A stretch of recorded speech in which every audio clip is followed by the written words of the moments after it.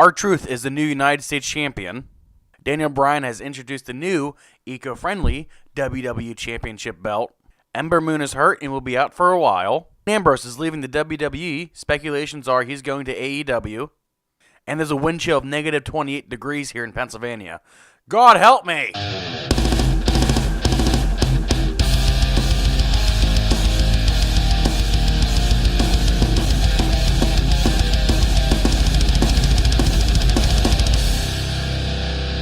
Oh man, what's going on, wrestling fans? This is Jordan with J Card Wrestling here. I thought I'd come up and just kind of review SmackDown, and we can go over some stuff that's going on in the news of wrestling here.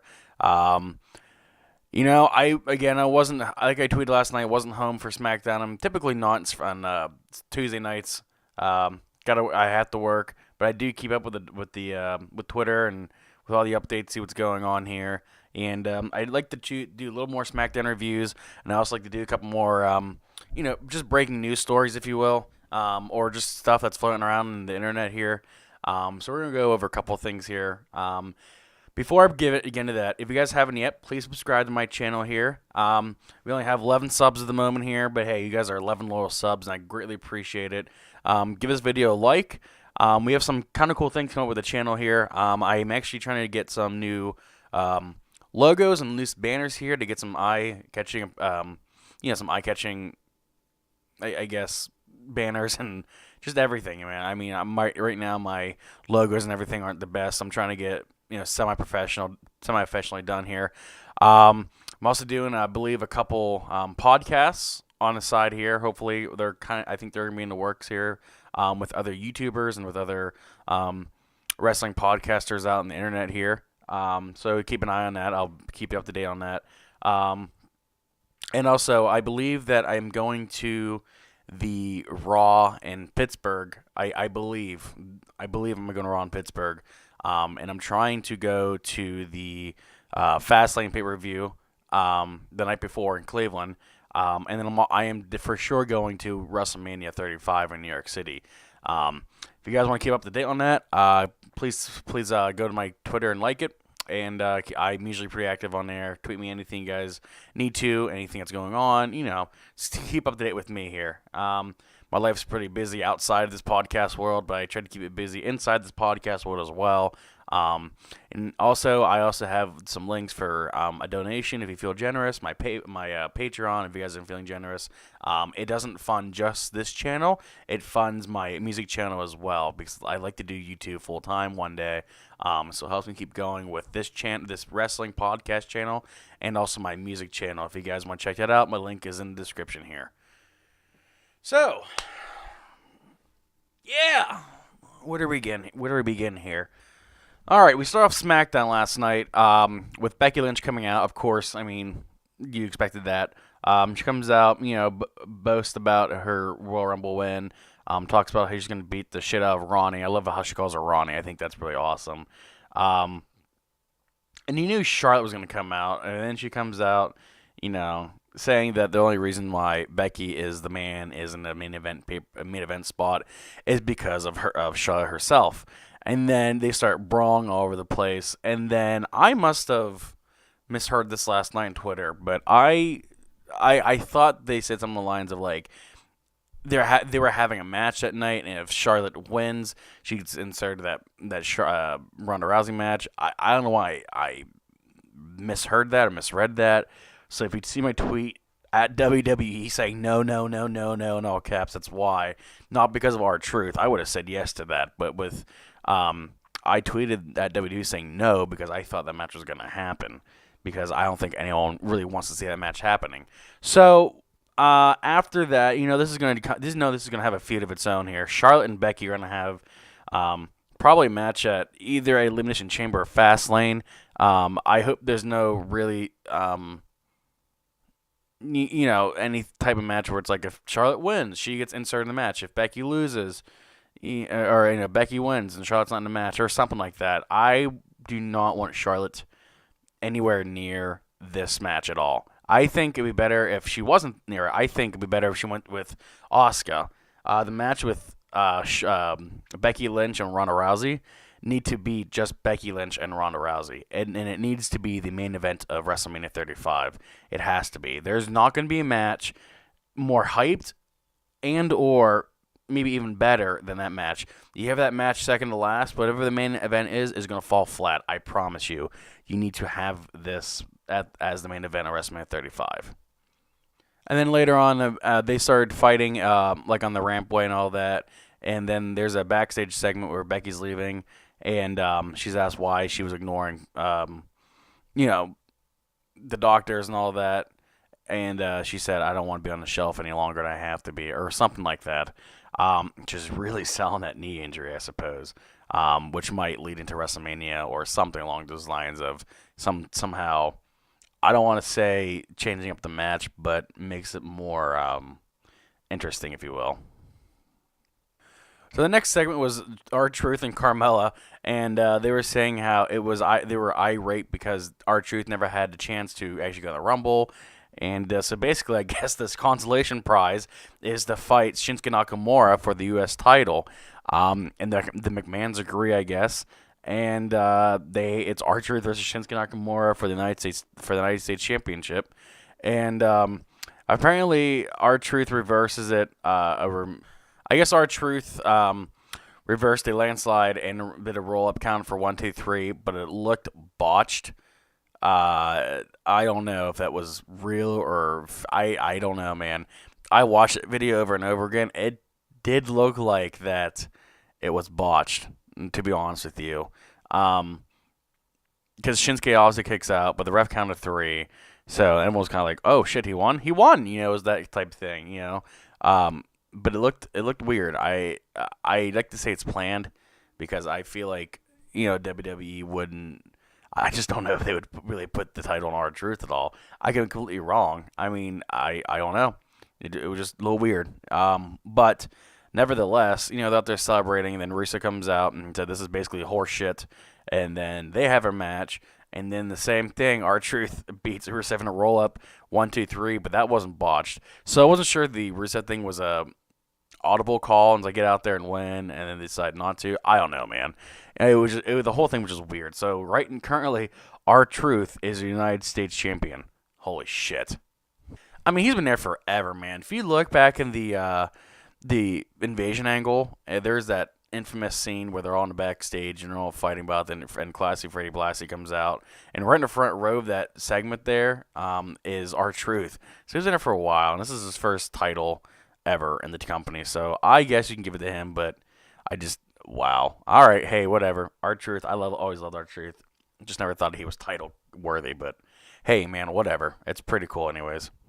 Next segment we had was Rey Mysterio versus Andrade Cien Almas, not Andrade Cien Almas. Well, what was supposed to be the match. Selena Vega comes out, calls Rey Mysterio an asshole basically because he banned her from ringside, and then I don't know if they were supposed to wrestle or not, now reading this, but I guess Rey Mysterio was supposed to have a match, and I guess Andrade Cien Almas basically, said, fuck you, no you're not, and beat the shit out of Rey Mysterio. So that's going to be that'll be a feud, which is awesome. Hey, I'm not going to bitch about that. The last couple matches they had were just phenomenal. I mean, definitely so far, 2019, one of the better matches of the whole year. So, hey, whatever. I mean, Selena Vega is obviously a problem, so I get why Rey Mysterio said that. That she can't be at ringside. He doesn't want her at ringside. So it is what it is. It's gonna be a good feud. I'm not gonna bitch about this match at all. I just wish they do it a little better because I feel like Rey Mysterio deserves a little better. But you can also look at it as Andrade Cien Almas, getting one over Rey Mysterio because Rey Mysterio is clearly the Hall of Famer, clearly has a huge name in the sport of professional wrestling. So I guess it might be a way of Rey Mysterio giving back to the company and letting Andrade Cien Almas have this moment. So I guess that's okay, but I wish you could have done it a little differently than this. You get Gallows and Harrison backstage, and I guess they're pissed off at Rusev's actions in the ring. Because I mentioned this too, but they beat the holy shit out of R-Truth, Nakamura and Rusev did. And then I guess they challenge him to a match, and Rusev tells Nakamura to basically don't screw him over. And I guess they're going to be partners for the moment here, which is fine because I wasn't sure what the hell Rusev and Nakamura were going to do anyways. I mean, Shinsuke Nakamura was wasn't a picture of the world title at WrestleMania last year. Now he's not any title at all. Now he's like just a mid-carder. And Rusev Day was so fucking hot, white hot last year, and now it's like nothing. So I guess put the two together and try to make another thing happen, I guess. But I don't know. It just shows you how far, in a certain, in a small amount of time that a superstar can go down in the card. So I guess they're going to be a thing for a little bit, which is fine. Whatever. Just kind of hope the best for it, though. So I guess Shane McMahon is throwing a party for The Miz, because that was what I really wanted to see on the show, was a celebration party that had a chance of getting spoiled somehow, God forbid. But I'm reading this article. No champagne balloons or streamers for these guys. I'm reading this off of 411 Mania. Thanks, guys. I appreciate it. To keep me up to date and make me not look like such an asshole. But apparently, they want to have a celebration for them winning the tag team titles at Survivor Series, the Royal Rumble. And I guess Shane's been thinking of ways to repay Miz and promises Miz that he'll never forget this night for the rest of his life. And then it comes to like a video package of the Miz, and how he was so persistent in Shane McMahon, him and Shane being partners, and how they would be the best tag team in the world. And then that wasn't over then. Then the Miz's dad comes out and then says that he loves the Miz, and that he's proud of him. And then it was just really weird, and I guess whatever. I mean, this new era, right? New era. But okay. I don't know what to say to that. Just okay. I will tell you that I'm interested to see where they're going to go with this. Is this going to be one of those things where the Miz turns to Shane McMahon later and have a match at WrestleMania? I mean, I actually kind of like them together, but this segment was just weird. I mean, whatever. Like I said, okay. So Mandy Rose and Sonya Deville announced their candidacy for the Women's Tag Team Champions. I guess they didn't have to qualify for it. They had to wrestle for it. I guess we get a flashback to 2015 where Naomi called Mandy's weak on an episode Tough Enough. Sonya mentions how much harsher Naomi was off camera. Apparently Naomi ruined Mandy's relationship at the time, so Mandy tried to ruin Naomi's relationship with Jimmy Uso. I guess that qualifies her to be in the Elimination Chamber match. Okay. They probably did this because there's no other two women on the show they can tag team with. The women's roster in SmackDown is really blanded. There's like no one there. There's no one really worthy to put two and two together with. So I'm interested to see what the fuck they do with it. They're gonna have to call some NXT girls, I think. You would think they would have to. I can't really think of anybody else on it at the moment. Can't imagine Charlotte doing it. She's too pissed off with Becky Lynch. And Becky Lynch has her own shit going on. Naomi and who else could it be? Naomi and I don't fucking know. I don't know, man. I don't know. So I guess Mandy Rose and Sonya Deville get in by complaint. The Usos versus the Bar versus the New Day versus the Heavy Machinery. Wow, it's a lot of fucking beef in that ring. Not really much to go over here with this. I don't know who the fuck won. I think it was the Usos. The Usos win. So they get a title shot with The Miz and Shane McMahon in the Elimination Chamber.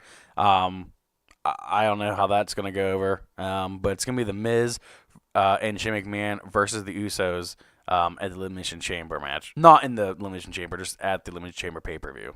So this last segment in SmackDown was pretty interesting. Brian asks everybody who won the Royal Rumble. The fans chant Becky, but Brian says that everybody and their children won, as Daniel Bryan is the planet's champion. Honest to God, it's so fucking, it's gold, man. He doesn't expect to understand, as we don't know what winning is like, but he found out that somebody that does. Rowan, not Erick Rowan, just Rowan, which I thought was interesting. Now just calling him Rowan. Okay. Rowan is the enlightenment man of the earth, Brian's intellectual peer, and that's how he can see through facade of the people and AJ Styles. All right. Basically, at the end of it, Brian points out that AJ Styles is a hypocrite. Brian points out that AJ Styles was right to call Brian a hypocrite because Brian carries around the symbol of excess that's bound to the skin of a cow whose life was taken away from her. Daisy wasn't her name. The fans chant starting Daisy. Daisy had the ability to enjoy in pain. and was forced to give her life for a symbol. So then he pulls out this new WWE title, and it's like made of wood. It's like a shift made WWE title belt. I mean, people are saying I need to fucking go buy this. All right, go ahead. I mean, that's kind of cool. If someone said to me, "Do you want this?" I'd probably say yes too.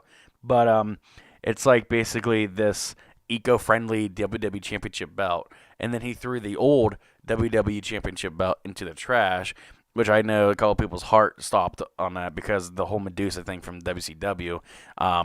Take it easy. I'm sure they retrieved it. If not, I'm gonna go to Phoenix right now and go to the dumpster and find that damn belt. But the fans are chanting "burn it down." Brian informs that it's made of hemp, which gets the people excited. And AJ Styles as well appears on the entranceway. AJ asks Brian, smoked the prototype of the championship before. AJ can't dig too much in the situation. Randy Orton makes an appearance. Then Mustafa Ali, then Jeff Hardy, then Samoa Joe, and then they all saying, "Well, I'm next in line. AJ Styles has too many chances." Blah blah blah blah blah. And Triple H comes out and says, "Dan O'Brien, you're right. You're not going to be facing one person in this. You're facing all of them inside the Elimination Chamber." And then they all brawl, and then Dan O'Brien is chanting "no," and then the show goes off the air. And apparently, it went off the air at 10:02. Which is weird. It's definitely weird for SmackDown. Raw, you could see it happening, but for SmackDown, it's definitely weird. So maybe they just timed it wrong for the second night in a row, which is, I guess now, because I guess last night, Dan O'Brien never showed up on the show, but I guess because they timed the show wrong and they had to go off the air early because, they just ran some stuff too long, and then kind of same way here. But the show apparently ended at 10:02, I guess. So that was SmackDown in a nutshell for you. I wasn't home. What would I give the show? Probably actually a 6. That's what I gave Raw last night or 2 nights ago. There were some good spots. There were some kind of cheesy spots. Typical SmackDown, but I hope the build, toward Elimination Chamber is good, and then to Fastlane, then after Fastlane, man, WWE, you gotta fucking make a fucking spark that turns into an explosion with these 2 shows leading up to Mania. But for now, I'll take it. But when WrestleMania gets closer and closer, you got to make that spark into an explosion. All right, now that SmackDown's over, we'll move along into some other stories going on in the world of professional wrestling. I think the biggest one right now going around is that Dean Ambrose, real name Jonathan Good, is not renewing his contract for WWE when it expires in April. I mean, do you blame the fucking guy, dude? Do you blame him at all? I mean, WWE basically took his character, drug it through fucking mud, and lit it on fire. That's how I feel about Dean Ambrose's character lately. Ever since he came back from injury, when he first came back initially, I'm like, oh my god, this new character is awesome. And then after he turned heel, it went down the hill. It's horrible. His character is horrible. I have no interest in Dean Ambrose. I used to love Dean Ambrose, but now his character sucks. And you had to think that's why he's leaving. He probably thinks his character sucks as well, and he's not in any main storylines. I mean, Christ, I mean, I don't blame the guy. Now they're speculating he's going to All Elite Wrestling. Who knows? Maybe he's fucking retiring, but apparently he's not re-signing. He's done. Now here's the thing I will tell you though. I said this on Chris Peep's show the other night, that when he was sitting in the middle of the ring, that he was saying some lines of, when I signed with WWE, and then they got cut off there, and that's when Nia Jax music comes out, or Nia Jax music hits, and Nia comes out. But we never got an explanation of that, not backstage, like, big ass slip chart Caruso was like, Dean, we were going to stay out in the middle of the ring. Like, nothing. It was just, that was it. It was done and over with. So you have to think, what he was going to say when he said, when I signed WWE and whatever. You got to think that was part of what this is, the him not resigning. But people are also thinking that this could be storyline, which I could see it being a storyline, the way that it all kind of played on Monday night when he was sitting with the ring, going to say something, and then nothing happened, and then this came out like less than 12 hours later. I could definitely see that happening. This fucking microphone's pissing me off, dude. But I could definitely see that being a storyline. Is it a storyline? Maybe. maybe. I don't think so. I think he's really gone. And if that's the case, and then the Shield is no more. The Shield is never again, is what it looks like, unless he comes back later on in the career and they're all in 3 in there. I mean, you got to know, in 20 years, 25 years from now, maybe not as long as that, the Shield as the Shield, all 3 members, will be inducted in the Hall of Fame. There's no doubt in my mind that they won't be inducted in the Hall of Fame. So the next time that we are going to see the Shield is probably going to be their Hall of Fame induction, which is whenever. 20 years from now, 25 years from now, 10, 15 years, who the fuck knows, man. But from the looks of this, if this is a real fucking thing, the Shield is no more. The Shield will never be complete without Dean Ambrose. So we have to, I guess, just kind of wait and see what happens here. Maybe between now and then, WWE will somehow come to terms with Dean Ambrose. I don't. How this is going to affect Renee's job as commentary? You got to think about that. Is she going to stay or is she going to split too? You got to think she might stay, but you also got to think she might split too, because, I don't know. What if say Dean Ambrose is done with WWE and he goes to All Elite Wrestling and Renee's in there and Dean Ambrose wants to come to the WWE to see Renee? It's just, I could see WWE saying, no, you can't come in here and not part of our product anymore. You're with the other company. I could see it being an issue with Renee Young and Dean Ambrose. So I don't know what her status is and what they're going to do with her. But as of right now, Dean Ambrose, it looks like Dean Ambrose is really not re-signing. Now, how does this affect his role in WWE for now? Well, they can do one of 2 things here. One, they could play as in a storyline. Maybe perhaps, they put him in a major match somehow on an Elimination Chamber or Fastlane. Or they just bury the fucker, Unfortunately, they might just bury him. They might just win matches like with Nia Jax. It looks like a feud with Nia Jax. They might just get buried by Nia Jax. And if that was the case, if I was Dean Ambrose, I'd just fucking walk right out and say, you know what, I'm done now. So I don't know. But it's a shame. It's a shame because he is an awesome wrestler. He has everything you want in a professional wrestler, but just I think his character makes him look weak, I guess. We all know what he's capable of. As a great performer, as a great in a mic, the whole 9 yards. And it's a shame that he's not going to be here anymore. So I don't blame the guy. I do not blame him whatsoever. If it's anybody's fault, you gotta blame WWE for it because they dropped the ball on him. They definitely did. So man, Dean Ambrose, I wish nothing but the best for you. Jonathan Good, I wish nothing but the best for you. If you do go to All Elite Wrestling, I'm sure they'll treat you a hell lot better over there. And best luck to you, man. And hopefully see you one day back in WWE if this is a real thing or not. But I hope to see you succeed in wherever you land at. Next we have we're talking to Ambrose. Next we have Ember Moon, who's actually hurt. She's on the shelf. Apparently she hurt it at the Rumble.